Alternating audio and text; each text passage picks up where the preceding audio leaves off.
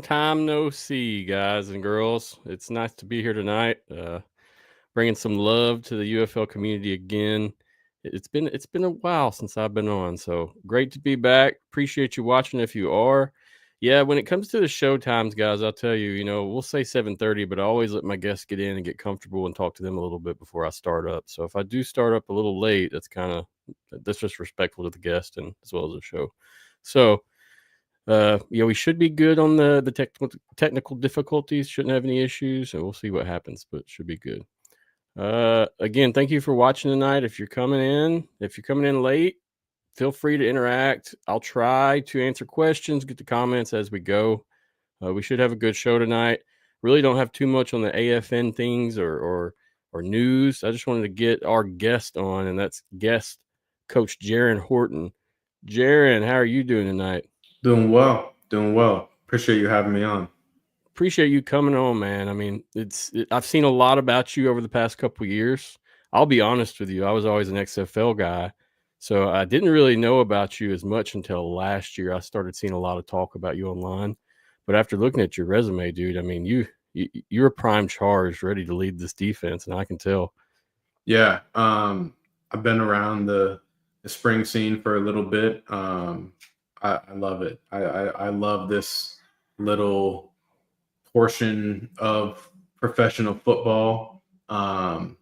It's really fun. Like, I've had a blast in my couple years in this league, in the USFL, and then did a stint in the AAF. So, I mean, I've loved it. Yeah, you've had a lot of experience. I mean, even back the AAF days, after looking at your resume, man, I mean, you have definitely been around. And the thing about it is you made a huge impact with the Maulers, and it's obvious in the way the defense handled it, and even the team itself, as you guys went to the playoffs. So much respect to you. You definitely earned that Assistant Coach of the Year crown.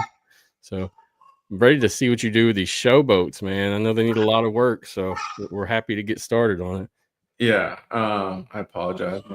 My little daughter's learning to talk in the background and yelling. No problem. But yeah, I'm really excited to get going with Memphis and the Showboats. We have really done some exciting things this offseason. Working with Jim Monos, the GM, has been awesome. We've signed a lot of good players, and I've reached out to those guys, and we've kind of been in talks and communication, getting them kind of set up on the playbook and allowing them to learn all that. I don't know what we're going to look like when we trot out there week one, but we're going to be sound. We're going to have guys that know what their responsibility is. But I'd be lying if I told you that we were going to be a pressure team or a zone team or a man team. We're going to figure that out when we get to camp in a couple of weeks here. It's less than 2 weeks till the coaches report, and I think the players a few days after that. So really looking forward to it, and just getting going and with the Showboats and getting out there in Memphis and kind of getting the ball rolling. Yeah, I bet you're excited, man. I mean, honestly, I'm surprised you don't have a head coaching gig at this point. I definitely feel like it's there, and you should have it soon. But regardless, I think you really can make an impact with the Showboats. Just the culture you bring, even, not even talking about the technical aspects of defense, but just the winning culture, the attitude. I mean, that's all things that are going to be utilized greatly there. Yeah, I appreciate that. And I mean, whatever comes later down the line does. Right now, just focused on this football season, trying to put the best product we can on the field, and really putting these players, putting them in the best position for them to succeed. That's what our responsibility is as coaches, is to let them put their showcase their talents, and not have to think and not have to do a whole bunch of mental gymnastics. I want them to just be able to play free and let their God-given abilities take over and kind of do their thing. Understandable. Let me ask you, I mean, you spend a full season away from coaching. Kind of, what's a long term vision you see of building this defense in Memphis? Whether it's elite, proficient, whatever. I mean, what's kind of your long term vision? Yeah, I mean, long term, short term, we're going to be sound. Like, we're going to be gap sound. We're going to have guys that are on the field that know what their responsibility is. I think that's my job and our job on the defensive staff to make sure that the guys know what their job is. But it's not just about having the most talent. It's about having the players understand the scheme and where they fit within the scheme. So I think long term, I don't know, because I don't really care what we do on defense as long as we're good. So I mean, that's really the long term plan, is to be good, to have a defense that people have to respect and is difficult for them to game plan against and to go against. And like I said, whether that happens to be because we pressure a lot and put a lot of pressure on the quarterback, or because we play tight man coverage and force him to throw the ball into tight windows, I don't know what it's going to be, but we're going to be good whatever we major in, whatever we do. We'll be what our players excel in. That's the plan. So basically, from my understanding, you're saying, I mean, you really need to get down and figure out your identity and feel what you can do strongly. Exactly. and build on that and make it better and better. Yes, exactly. And that will come. I mean, well, we'd like to know early on in camp, but really it's going to be an ever evolving thing. Like, we might not know what our identity is until midway through the season, and doesn't mean that we're not going to come out week one ready to play, but we might run some stuff in week one that we don't run as much in week 6, just based on who's on the field, who steps up throughout the season, and who's making plays, who's knowing their responsibility, knowing the checks, and can take control of the defense, really. Yeah, between the goalposts says the smartest coaches flex their scheme to fit their player. And that's 100% true. I agree. And to I guess comment on the Super Bowl a couple of days ago, Vic Fangio, the Eagles coordinator, he typically is a more pressure type of defensive coordinator, but they didn't blitz Mahomes once because their front, those guys in the trenches they were so good and so dominant, they didn't need the blitz, and it allowed the back end guys to kind of play more comfortable zone and not have to be stressed and play man, to let Mahomes beat them. So I think that's key. You gotta let your players kind of dictate what you're going to call, because I'm not just going to bang my head against the wall and call cover 0 all day if we don't have guys that can excel in that. Makes sense and very realistic. It's X's and O's are nice, but it's still a relationship game at the end of the day. You got to play what the strengths are. Very respectful answer. I appreciate that. Of course. So, going on talking about the Showboats, you have some players returning that were part of your defense with the Maulers back in 23. How do you feel about some of these guys coming back, like Mark Gilbert or Boogie Roberts, even Matt Mangle? I see he's returning as well. I mean, these are all guys that you have experience with, whether you're coordinating them or not. How do you feel so far about it? Yeah, I feel really good with where our roster is looking at right now. On defense, for sure, I don't really know what's going on offense. I couldn't comment on that.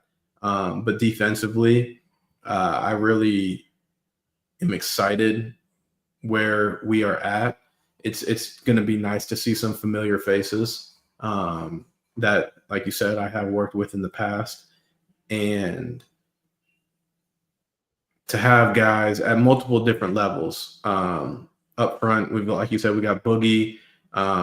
We got Nazir and Isaiah outside, and then we got Mark playing corner, Eli at safety. So some familiar faces, guys that kind of know the system for sure, but also know, I guess, my personality and know how I like to teach and how I like to communicate with people, and really also know what our expectations are from the coaching staff. Those guys are all like great locker room guys and great teammates, coachable players, want to learn. So I'm really excited to be able to work with those guys again and kind of pick up where we left off from the Maulers, really, and hit the ground running. I'm excited to see it because the Showboats definitely need it. And I attended a couple games last year, and I'll tell you, man, that energy, it needs to be there. And I feel like you're going to bring it. Oh, yeah. We're going to bring the energy for sure. Love it. Love it. So you were just talking about communication a little bit. Tell me, I mean, as a son of a pro football player, you grew up around football players, locker rooms. How did that kind of shape your ability to communicate with players on a level where they accept you and your coaching with respect? Yeah. For me, that's a huge advantage that I've had growing up. I spent the most time like around the locker room and around football when my dad was with the Steelers, from probably like 2003 to 2011, like a good chunk of time. And that was when I was like fifth grade to 10th grade or something like that. So like my formative years, if you will. And every summer I was a ball boy with the Steelers, and like would sit at practice and in the locker room, and it kind of developed, I guess, evolved. I would sit in meetings sometimes, like not knowing what's going on because I was in middle school, early high school, and like I didn't know the defense and really know what they were talking about, but like I could also see like Coach Dick LeBeau, who's one of the best ever, see how he communicated with players that are Hall of Fame, like Troy Polamalu, like see how they communicated and how he would not necessarily talk to Troy, how he would talk to Joey Porter. Not in a bad way, just different guys need to be coached differently, and different guys respond to different things.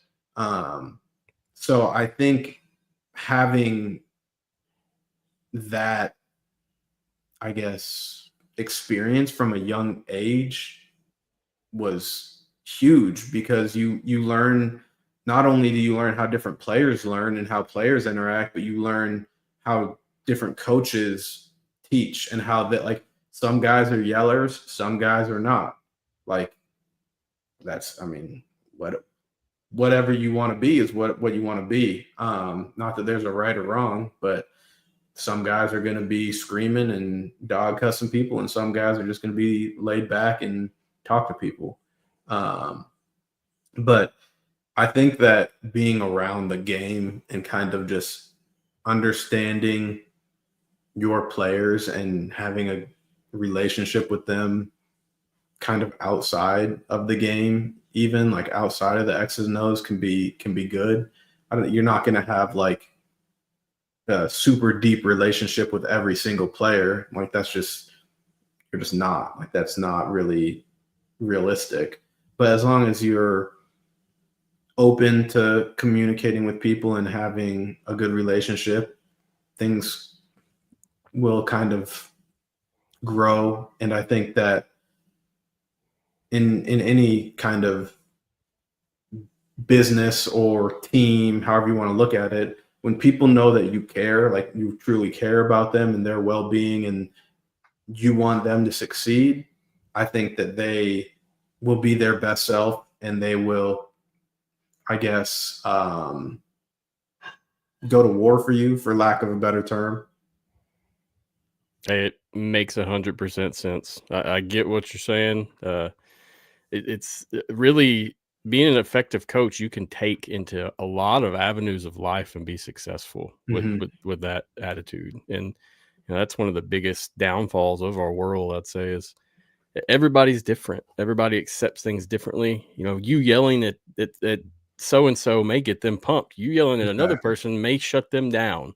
100%. And it's about learning people and learning how, like you said, what motivates them. And you can talk to Mark Gilbert one way, and I can talk to Boogie Roberts another way. Like they're different people and they have different personalities, and it's part of my job to kind of understand that and how to get the best out of them.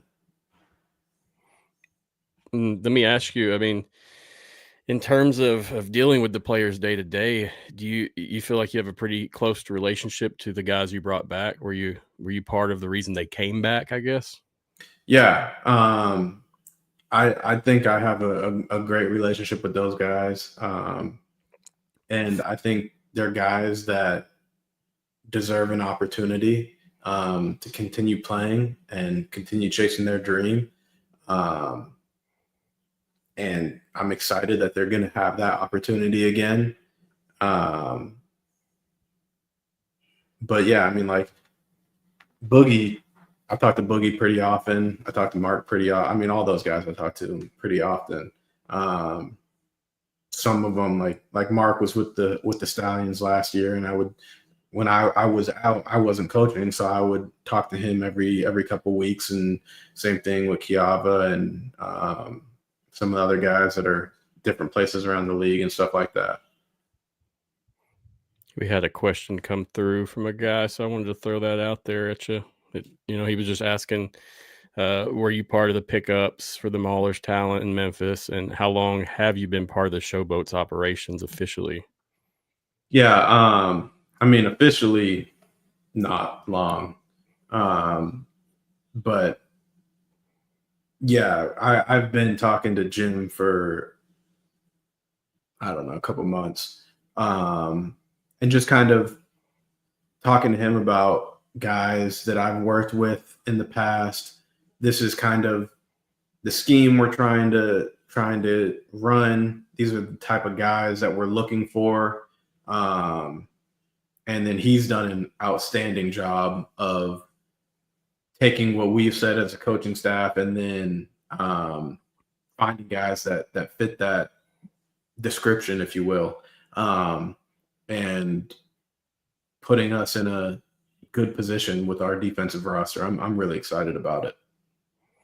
Yeah, things happen real quick with you guys in terms of the Showboats. There really wasn't much happening, and then all of a sudden, bam, bam, bam, we got a lot of action back to back.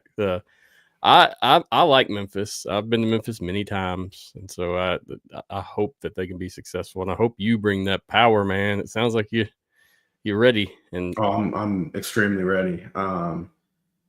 Coming back with a few coaches that were with the Maulers, as well as some new coaches. So it'll be nice to get back with Coach Full. He's going to be the special teams coordinator as well. Steve Meyer will be the DB guy, and Brian Baker, who I've gotten to know a little bit recently, is going to be the D-line coach. And I'm really excited to work with those guys.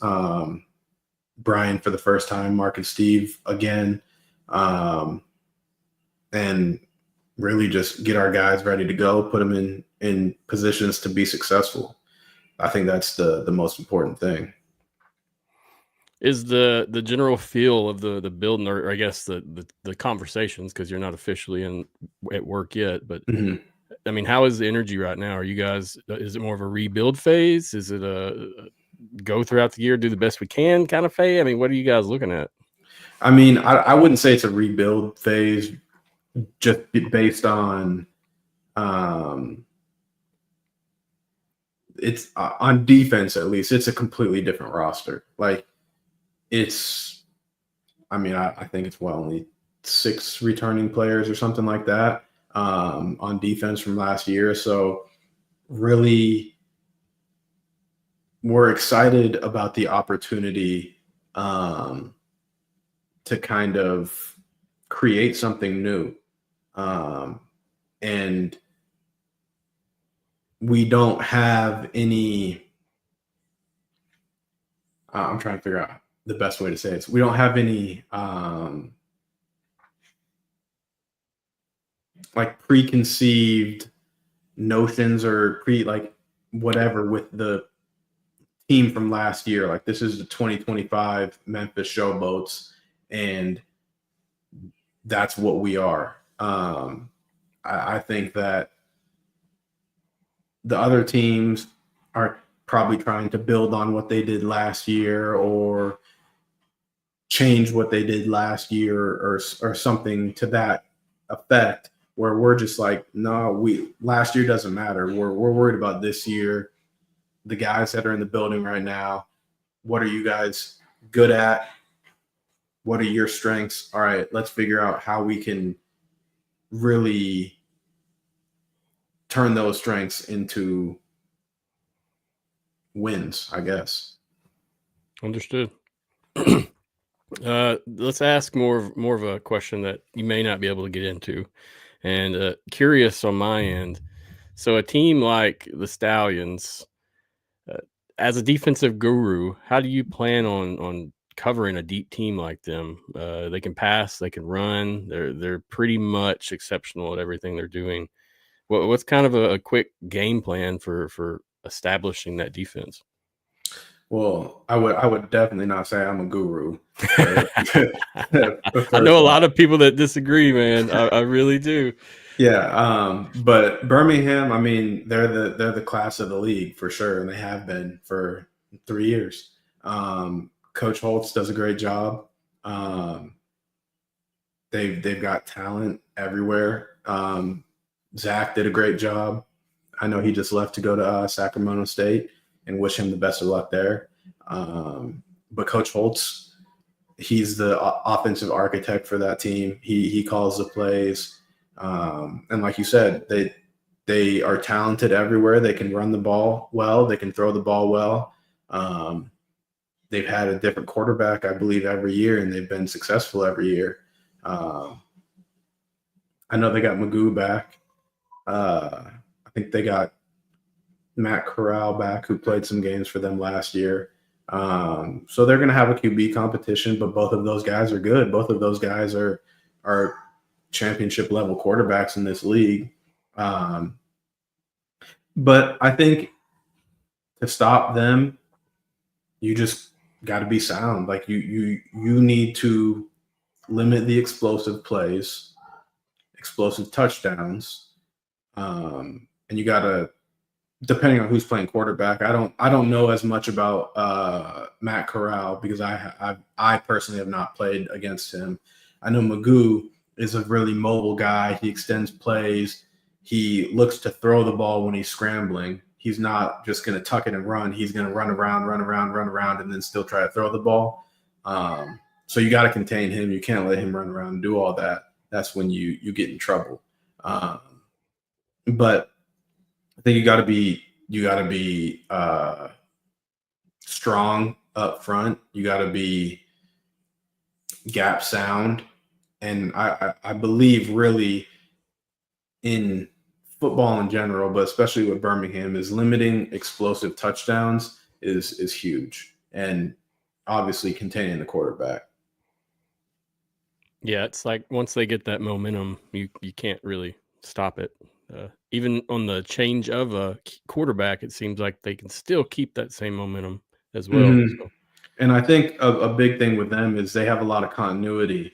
CJ Marable has been a great back in this league. Ricky Person, Sternberger is an awesome tight end in this league. And then they've got some receivers that they've kind of had throughout the years, like Deion Kane. Victor was there a few times, then went to the NFL, then came back, and they have some continuity though up front. They have guys that have been there for 2-3 years now that know the system, know what Coach Holtz wants to do, know what they want to do as an offense, and they go out and execute. So I think that is definitely a big thing is just the continuity. And obviously we're not going to have that. So we're going to have to figure out a way to kind of catch up and make it so our guys know what's going on and they know not only what we're trying to do, but also what the opponent is trying to do. I will note, it seems like most teams coming in the spring league, you can see that first 2, 3, 4 week. I mean, to get everything clicking together, even when it begins, that short training camp is not enough time to adequately prepare. So those first few games, you can really see people working out the kinks and improving. Yeah, and that's one of my favorite parts about spring football is that. Yeah, it is fun. It definitely is, trying to figure out kind of what your team is. And some teams are going to have a better idea with more returning players. But I mean, that's the job we signed up for. We got a whole new roster. So we're excited to kind of see what that is, what we do well. Yes, sir. Yes, sir. We're going to move on to some fan questions, if that's okay. Yeah, of course. All right. So Viking Wax Press. Now I'll tell you, he helped me design some of these questions. He's a huge fan of you. So this is another question from him. Which returning showboat is Jarren looking forward to working with the most? That's interesting. I would say Kyrie Woods at cornerback. When I was watching the tape, he was a guy that jumped off. I was like, oh, this guy's intriguing. He can kind of do a few different things. And then we got some guys up front that are coming back that I'm really excited about. Bronson, Hall, Baamatu, and Atkins. All four of those guys I'm excited about. I think our front seven, however you want to call it, I'm excited about that. The defensive line room, we got some guys that can dominate, and that's what we're going to expect from them, and demand from them. We're going to demand that they're dominant up front and that they whoop the tails of the offensive line. But yeah, I'm excited about all these guys coming back. All right, let's move on to the next one. How much do you look at conference rivals' offenses and personnel when creating schemes? I think that what has been successful for us in the past is we're going to major in what we do and what we excel in. But then we're also going to try to take away what they want to do, what the offense wants to do. We want to take away their top guy or their top concept, if you will, and kind of figure out how can we tweak what we're doing, not wholesale, like we don't want to change everything, but kind of make some tweaks here and there to take away what the offense is trying to do. I would say that one of the biggest guys or things that I can remember is in 2022 with Kevontae Turpin. It was trying to contain him for the New Jersey Generals because he was a problem, and he's doing it with the Cowboys a lot on special teams. I think he's been All-Pro 2 years or something like that, but trying to find a way to contain him. How are they getting him the ball? They like to do a lot of jet sweeps with him. So we had schemes to kind of try to take away those jet sweeps. We always played cloud coverage on the opposite side because we wanted the corner. When he saw that motion coming from Turpin, he was just going to trigger and go right there and try to hit him. So we definitely do that as far as like creating schemes. It's not like I said, it's not a overarching thing. Like we're not going to change everything we do, but for Turpin, we kind of tweaked the opposite corner really. So when he motioned toward him, he would be more aggressive on his run fit and not as concerned with his pass responsibility, basically. So we definitely do. We definitely look at the strengths of the offense and how can we take that away. Understood. Well, let's move on to DeMarcus's question. He says, what do you think is the defense's bigger area of improvement so far? I don't know. I mean, like the rosters flipped on defense. Like, it's a lot of new guys. So it's hard to say because, like, I don't know what is going to be the strength of our defense. Like, is it going to be the D-line? Is it going to be the backers, the DBs? Like, who are the guys that are going to kind of take control and be the big dogs or the leaders of the defense? I don't know. I won't know that until we kind of get going in camp for a week, 3 weeks or something like that. Understood. Thornbush says the cornerback room looks really deep. Is there anyone new that you're excited to see, or what are your thoughts on the room as a whole? Yeah, I believe it is. It's a deep room. It's going to be interesting when we get to camp because we got some guys that are longer corners, like 6'2" plus, with Cam Dantzler and Boykin and Shepard. I think those guys are all like 6'1", 6'2" plus. And then we got some smaller guys that are a little bit quicker. So that's going to kind of shape what we do on defense based on who are the guys that are playing better. We're going to try to get them on the field and do what they do better. But then at the same time, we have these other guys, they might do something else better. They, like, some of these longer guys might play man better. They might play cover 3 better, but these smaller guys might play quarters or cover 2 better. So it just, I don't know. It depends on what we do, but I actually am really excited to see this corner room and kind of how it shapes up, because there are some guys with a lot of talent in that room. And I'm excited to see kind of, because a few guys have kind of been asking me about the depth chart going into camp. And I'm like, it's really the first couple of days of camp, it's going to shuffle a lot, because I want to give everybody opportunities to work with different people.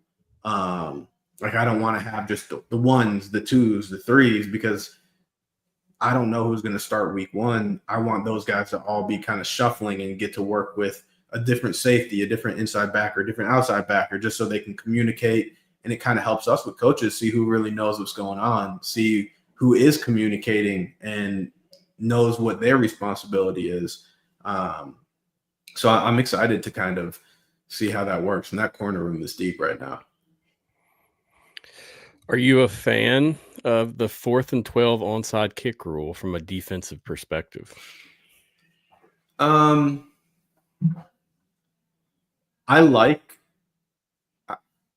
guess I'm kind of in between, because I do like onside kicks.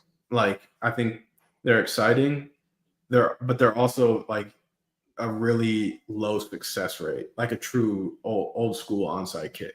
I think it's an exciting play, but they don't work often. But I think that also makes it, like, when they do work, it's really exciting. But the 4th and 12, the defense should win that play, like, statistically. No, I don't like special teams. Special teams, man. But the 4th and 12 is fun, because you kind of, you want to be, in theory, you want to be a little bit softer in coverage, but you don't want to be too soft to where they complete something underneath and you miss a tackle. But then some people are just going to pressure, but then you might get beat in a one-on-one. So it's like,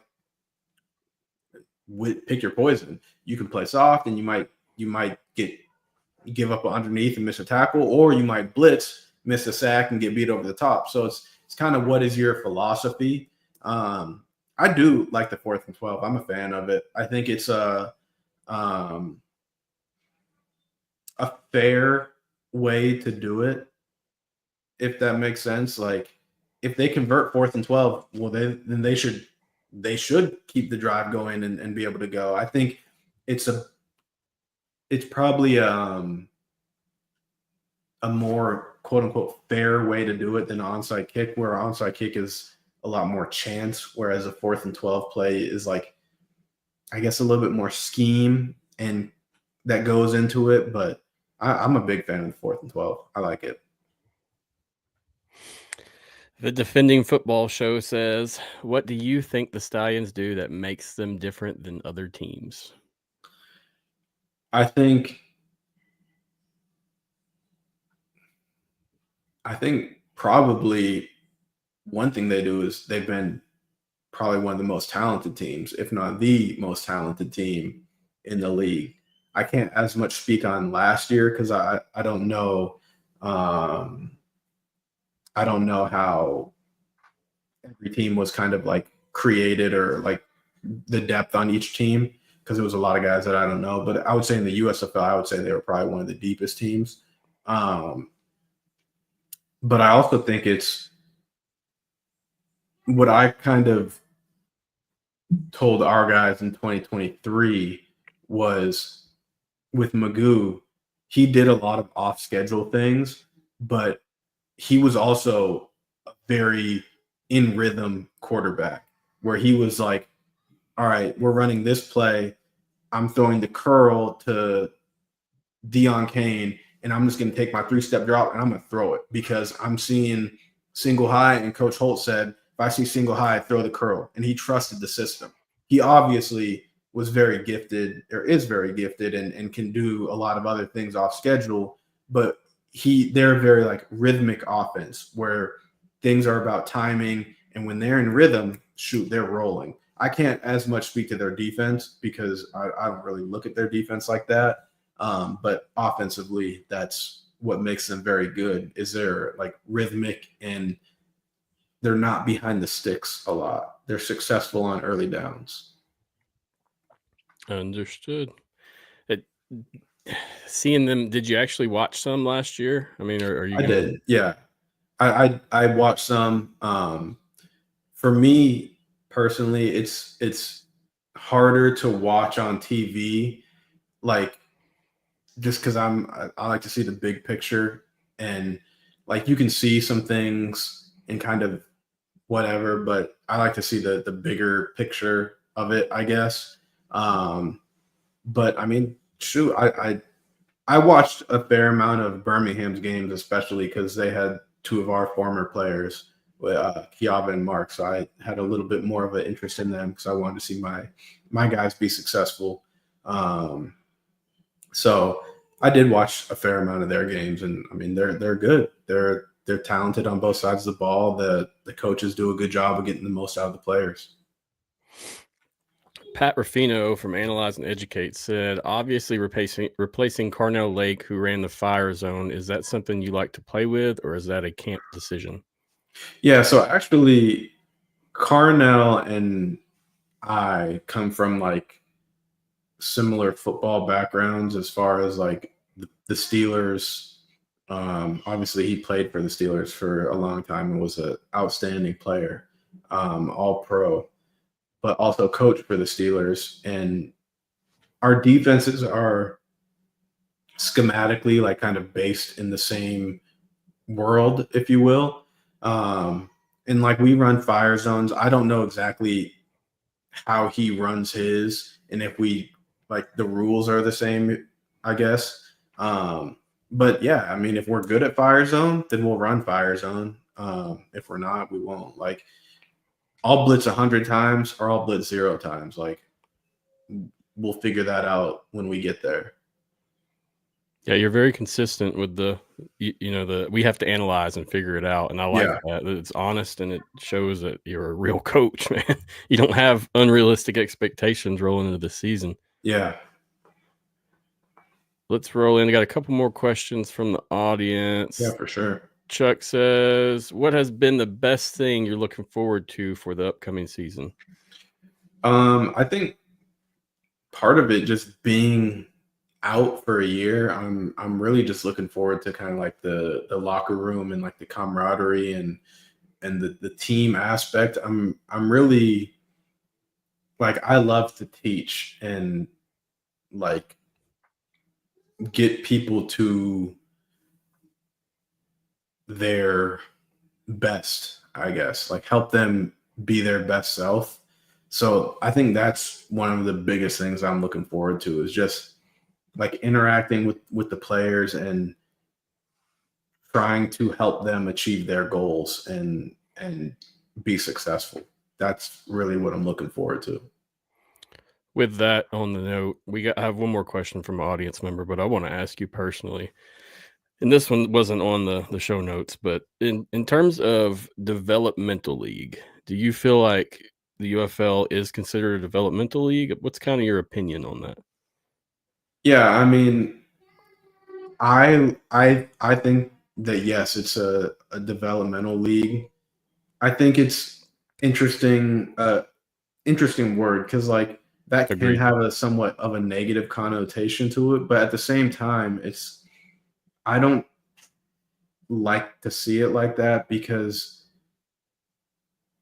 some players need more development as far as live game reps. It's one thing to be on an NFL practice squad all season and to sit in meetings, like that's awesome. Don't get me wrong.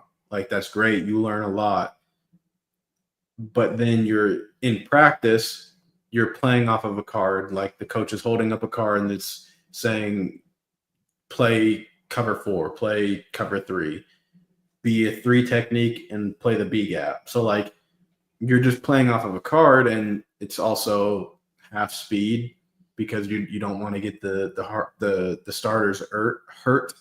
And then you're not like as a DB, you might be competing right off the ball, but then when the ball is thrown, you get away because you want the offense to catch it and all that. So you're not getting game reps where you're actually like reacting to the ball and making the tackle. So I think as this league continues to grow and continues to have like a stable foot in this space, I think each year that it exists, it grows and becomes a better, more intriguing and enticing prospect for guys that might get a futures deal. I mean, personally, and I am in the UFL, so that also is why I think this, but I think it's more beneficial for a guy to come to the UFL to get 10 games of live games, live game action, live tape, to go to 31 other NFL teams instead of signing a futures with a team where they're the only team that knows you.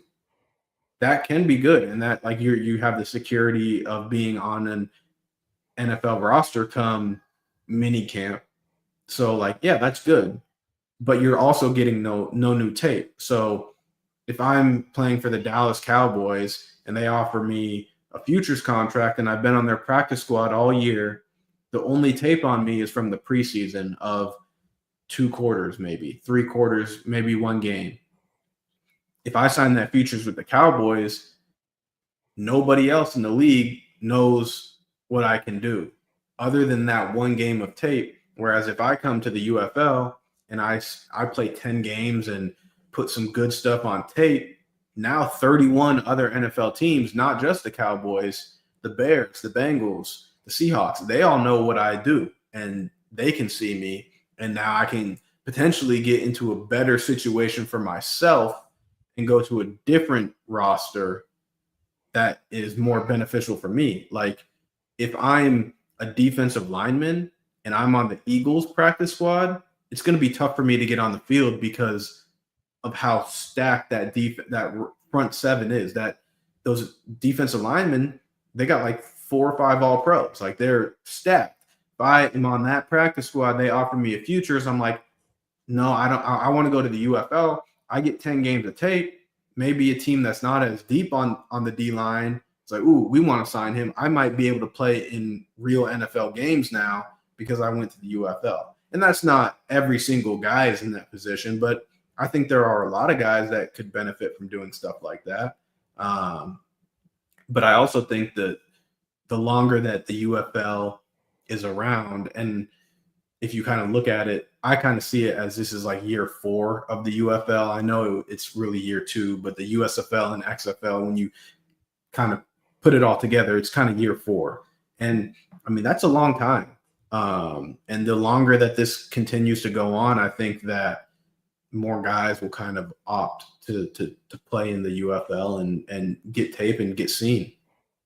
Yeah, I'll speak to that as well. Most of the guys that I spoke with, that whether they're at this level or an indoor level or even like a semi-pro level, that's their concern, like real game time experience with tape. Even if it's practice that's recorded. I mean, some of them just don't have it. And so from my experience, is a lot of these guys will like pay to go get the tape at a camp and practice or whatever. And this is much better and provides you like all the media attention that you can grab if you're a skilled player.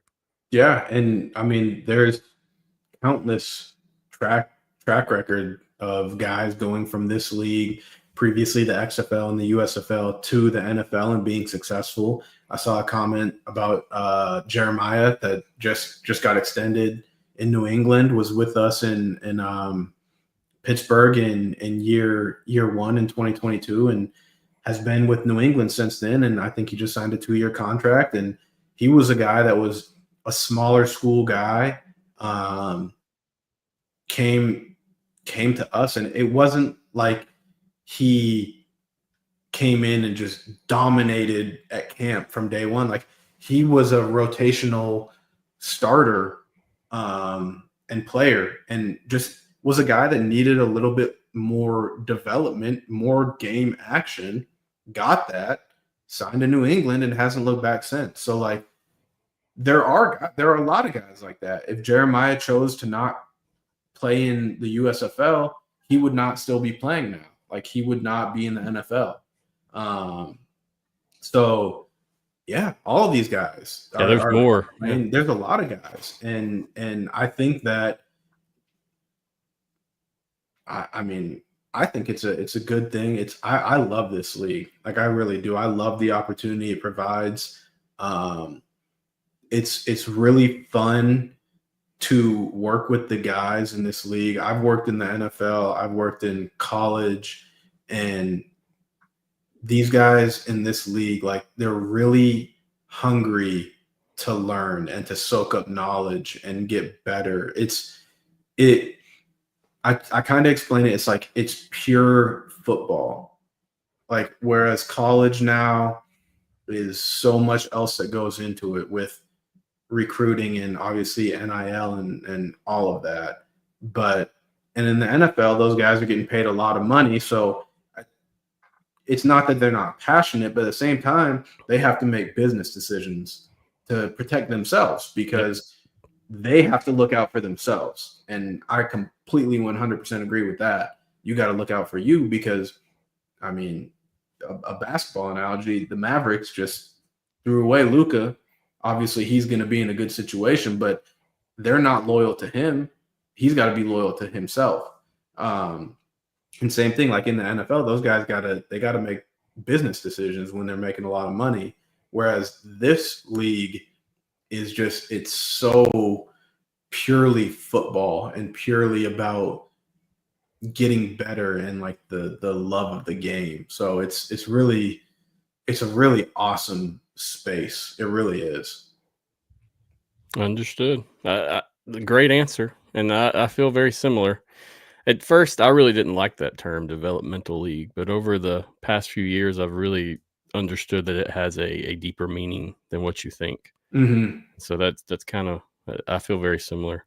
There's a lot of guys that have had success in the NFL, and not only success, but major success. And that's a beautiful story when you actually see it all come together. Yeah, I mean, 2 of the best kickers in the league right now are Aubrey and Bates. Like, I think those guys are both Pro Bowlers. I guess not both, but All Pro or Pro Bowl, or 2 of the top guys.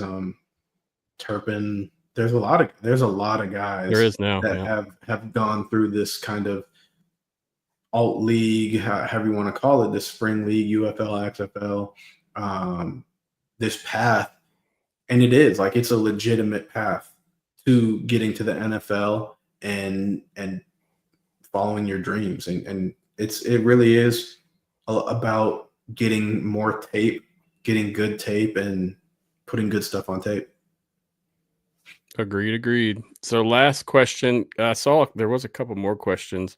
Brian just said, what Mauler player are you excited to coach the most? We've already kind of reviewed that, Brian. So I would say go back about 20, 30 minutes and you should find that. He talked more about the players.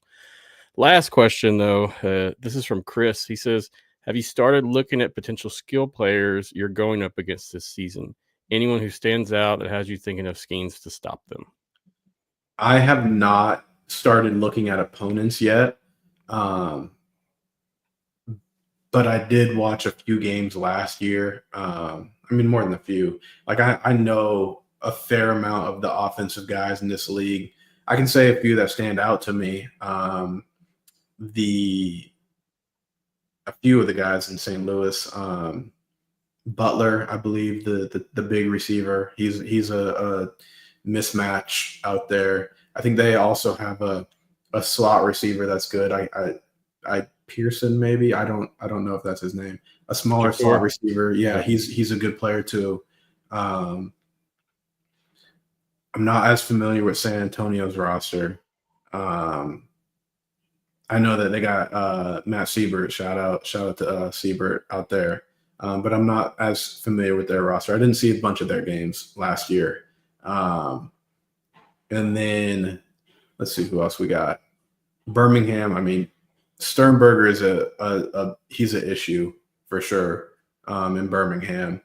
Deion Kane's a good player. Victor's a good player too. They can both run. I like both their running backs too. CJ Marable, I really like him. He's a really good player. Michigan, Marcus Sims can be a problem. He can run. Wes Hills is a good back up there. Trying to think of who else we got. Houston, I'm not too sure on their roster on offense. I think I know a little bit more about their defense. Who else we got? Arlington. I think they got what's that guy? 21 Burnett. He's a good player. I'm pretty sure. I think San Antonio signed a bunch of guys this offseason on offense, like a bunch of skill position guys. They signed the Isabella kid, or was that St. Louis? I'm not sure. One of the team I forget in DC. They got Chris Rowland. Shout out to the Philly Stars. He's a good player. I know a fair amount of guys, but I'll know more when we like really start to break teams down and stuff like that. But I mean, before we can get there, we got to figure out our roster and what we look like and what we can do. But I'm like, there are a lot of good offensive guys in this league that can cause problems. Shoot, Magoo, obviously too. He causes a lot of problems. Yeah.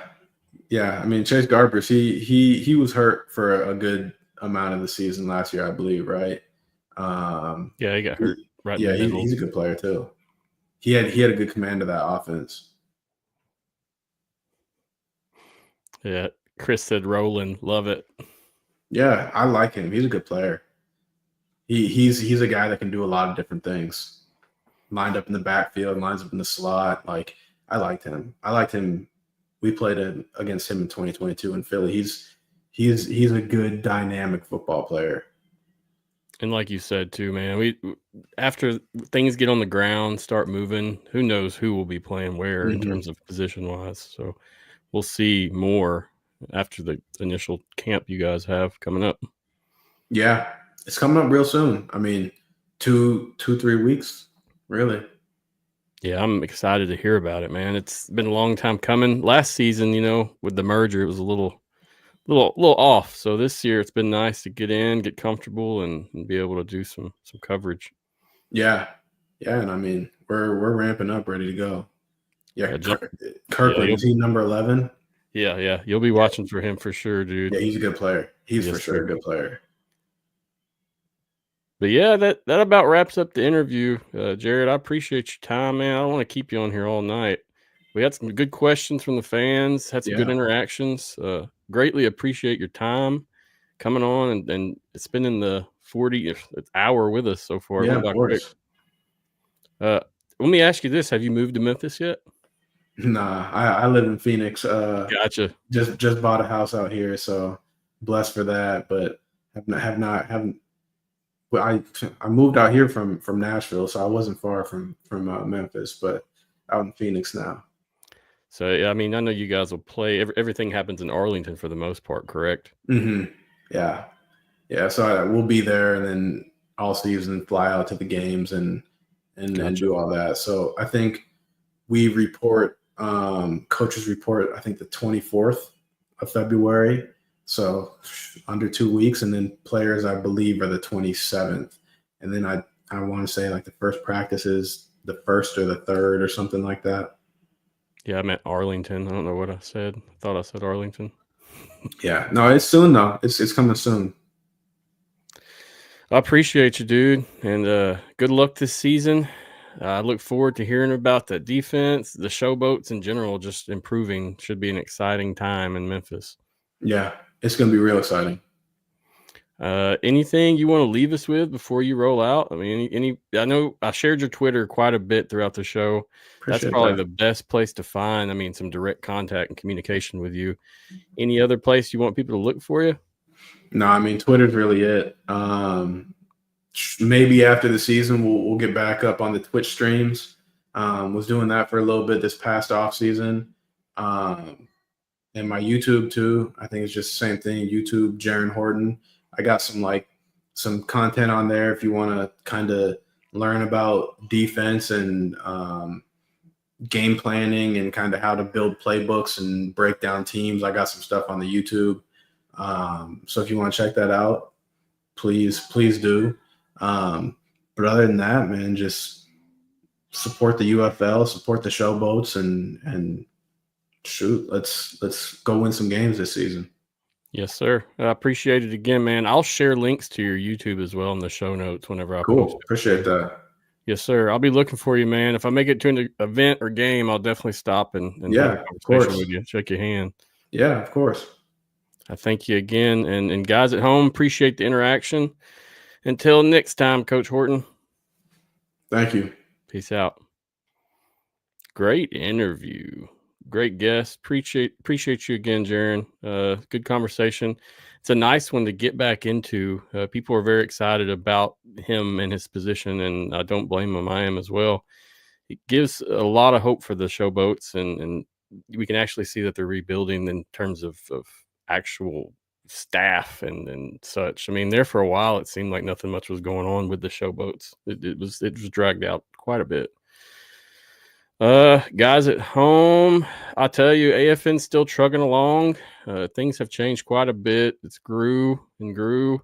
We have a lot of members, a lot of partners, a lot of contributors. So to anyone who is a part of AFN, I appreciate you greatly. It's a successful venture. We have a lot of great collaboration, a community we built, and I'm very proud of it. So I just want to say thank you to everyone who's a part of that or supported that as well.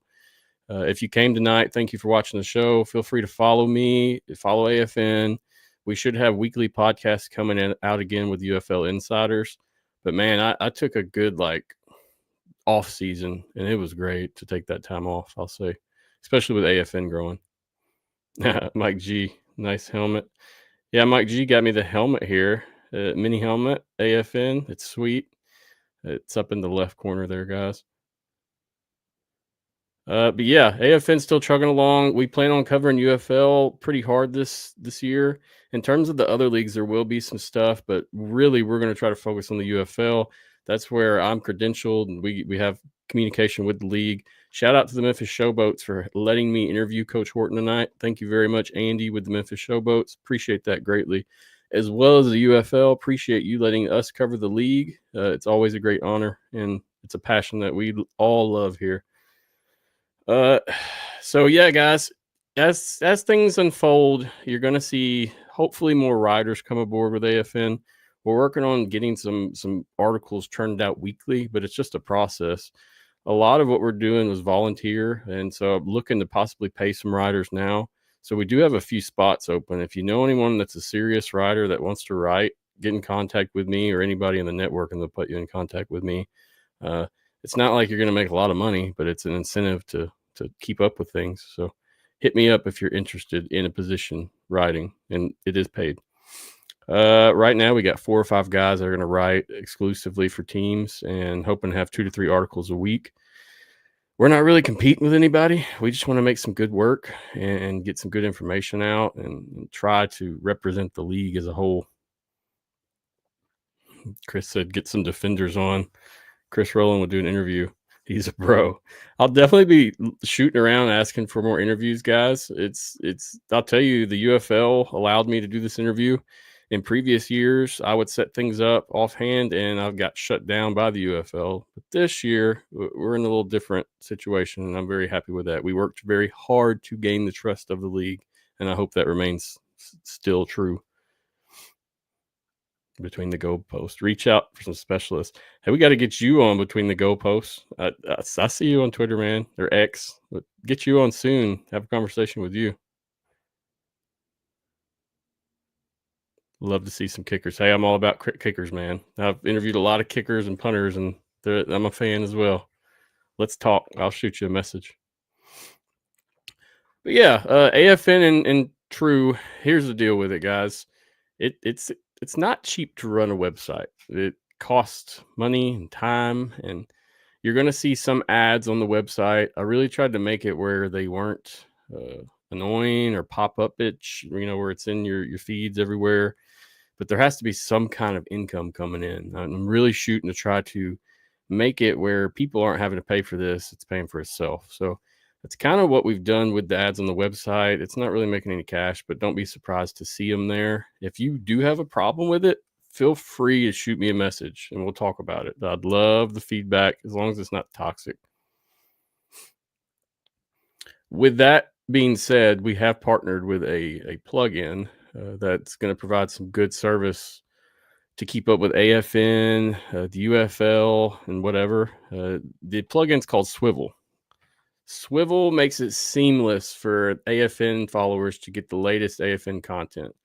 The way it works is on Google, basically it installs a feed to your Google, and you can see AFN's content from every place that it's posted in one place. I'll show you on screen. So check it out. So this is basically what you're installing if you're interested. It's a free plugin. It doesn't cost you any money. The plugin has a lot of interactive things. You can get rewards, buy things with points. This is a brand new company.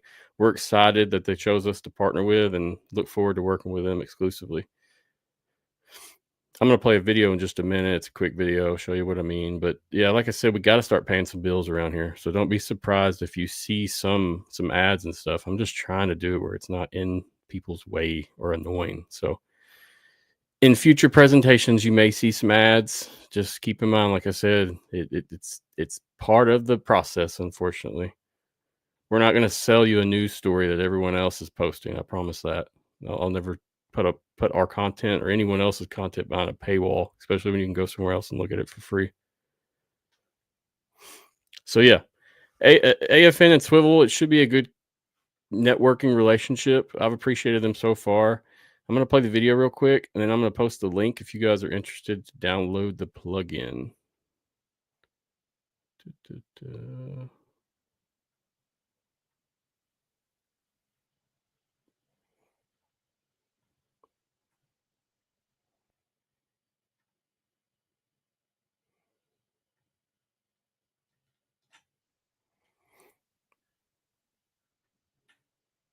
Well, I guess if we can hear it. Tired of missing out on great AFN content, buried in social feeds or scattered across websites? We've partnered with Swivel to bring everything you need right to your desktop. Simply click the referral link to create a free account. It only takes a minute. After verifying your email, go to your account and click Add to Chrome to go to the Swivel Chrome store page. Just click Add to Desktop and Google will take care of the rest. Once added, AFN content will appear in real time, right in your browser and ready to engage with whenever you want without searching for it. Join us today and go AFN. All right, guys. So that is Swivel in a nutshell. I posted a link. If you're interested, check out the website and follow along.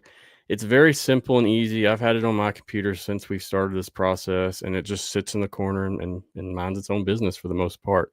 The coolest thing about it is you're going to have access to our content directly, and I know they're starting to work with some other entities as well, and it'll be the same thing once you get to that point. So check it out. Let me know what you think. As I said, I'm trying to make this revenue process painless as possible and not affecting the people that enjoy the content. So let me know what you think. And yeah, you'll probably be seeing this ad on our socials as well as in shows sometimes. I'm hugely against selling out. I'll tell you this now. I'm hugely against it. But the financial stress that this thing causes, you have to have something. So appreciate you guys being understanding and look forward to bringing you some good stuff along the way. The link is posted. Check it out. We will meet back up next week. We'll have Marvin Moody on. Marvin is a Roughneck. He's a linebacker for the Roughnecks. He's had some NFL experience. He went to practice, training camp and practice some last year. And then during the 2023 season, he was busy as well. We'll find out all about his background and more about him. I've met him at a Houston Roughnecks event. He's a great guy, good to talk to, and I think he'll be a key player in that Roughnecks offense this year for sure. If you guys have any guests, any comments, any feedback, please message me on the socials. I will get back to you as soon as possible. Sometimes it's a little crazy. I want to say thank you to the UFL for letting us cover the league as well as hooking us up with some interviews. AFN and the UFL Insiders appreciates it greatly, and we look forward to the season coming up.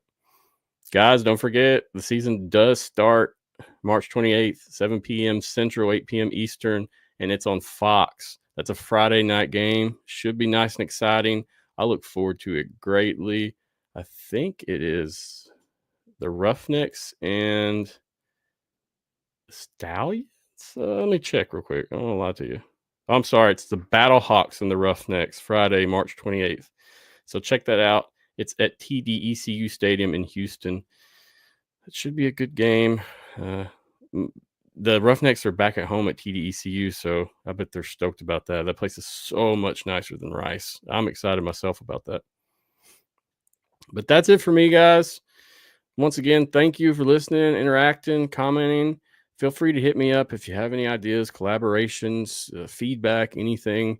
This is very much driven by your support, whether that's sharing, liking, commenting, whatever. So thank you.